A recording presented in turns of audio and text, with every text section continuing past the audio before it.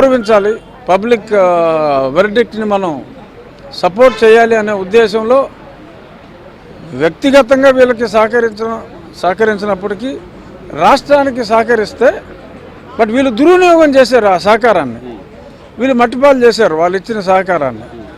But వాళ్ళు ధర్మం అంటే ఫెడరల్ స్ట్రక్చర్ని గౌరవించారు.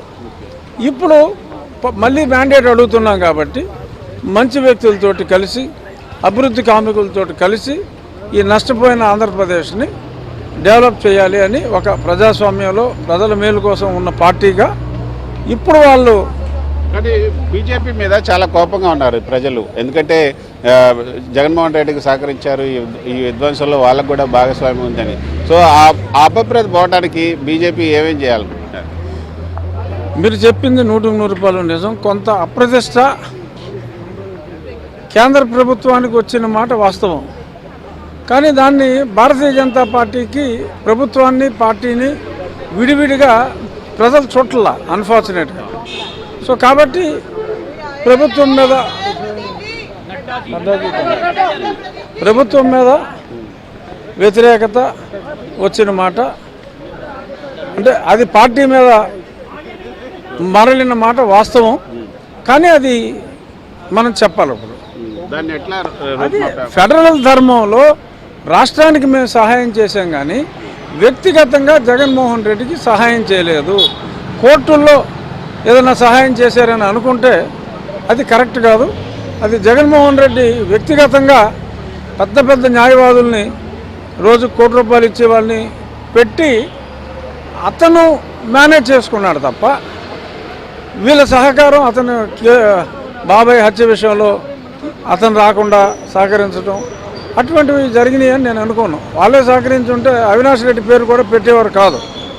సో కొన్ని ఈ కూటమి అధికారంలోకి వస్తే మేము ఖచ్చితంగా ఏపీకి సహకరిస్తాం, ఏపీ అభివృద్ధిలో భాగం పంచుకుంటామని బీజేపీ కొన్ని ఇతిమిద్దంగా ఏమైనా స్పష్టమైన హామీలు ఇచ్చే అవకాశం ఉందా? డెఫినెట్గా ఇస్తుంది. ఎందుకంటే మోడీ గారు ఆంధ్రాకి వస్తారు, డెఫినెట్గా 2-3 మీటింగ్లు అయినా చేస్తారు.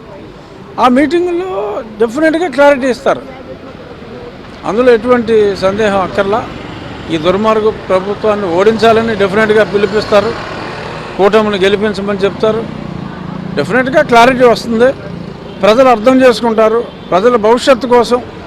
ఎందుకంటే నమ్మాలి, కొన్ని నమ్మేయాలి, డూడ్ అన్నట్టు నమ్మేయాలి. నమ్మకపోతే ప్రమాదం. నమ్మితే ప్రమాదం, నమ్మకపోతే ప్రమాదం. డెఫినెట్గా ప్రజలు ప్రమాదానికి మొగ్గు చూపెడతారనేది నా అభిప్రాయం. సో బీజేపీ జనసేన కూటమికి, అంటే బీజేపీ జనసేన ఇద్దరికి కలిపి 8 పార్లమెంటు 30 అసెంబ్లీ ఇచ్చారంటున్నారు. అది ఎంతవరకు నిజమైనా? ఏ సీట్లు ఇచ్చే అవకాశం? అది చాలా వరకు నిజమయ్యే అవకాశాలే ఎక్కువగా ఉన్నాయి. ఎందుకంటే ఓటు ట్రాన్స్ఫర్ అనేది కూడా మనం చూసుకోవాలి.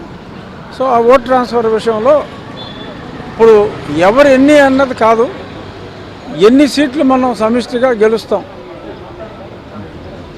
అది చాలా ఇంపార్టెంట్. కాబట్టి ఎప్పటి నుంచో ఆ నియోజకవర్గంలో పనిచేస్తున్న నాయకులు ఉన్నారు. రైట్. అన్ని చోట్ల అన్ని పార్టీలు స్ట్రాంగ్గా లేవు. ఎక్కడైతే ఏ పార్టీ ఎక్కువ స్ట్రాంగ్గా ఉందో వారికి ఎక్కువ స్థానాలు ఉంచుకుని మిగిలిన వాళ్ళని కలుపుకొని సమిష్టిగా ముందుకెళ్తే అద్వితీయమైన విజయం ఉంటుంది. కాబట్టి లక్ష్యం దుర్మార్గుని పక్కన పెట్టడం, రైట్, ఎవరికాడ పబ్బం గడుపుకోవటం కాదు. కాబట్టి డెఫినెట్గా గివ్ అండ్ టేక్ ఉంటుంది. మీరు అన్న సంఖ్యకి పెరిగితే అన్న 1.5% పెరిగితే సభలో మీరు చెప్పారు కూటమి అభ్యర్థిగా నేనే ఉంటా అన్నారు. మీ సీట్ ఎటుపోతుంది, మీరు ఏ పార్టీ నుంచి చేయబోతుంది? ఏమో ఇప్పుడు ఇవాళ ఫైనలైజ్ అయ్యేది నాకున్న ఇన్ఫర్మేషన్ మేరకు నెంబరే.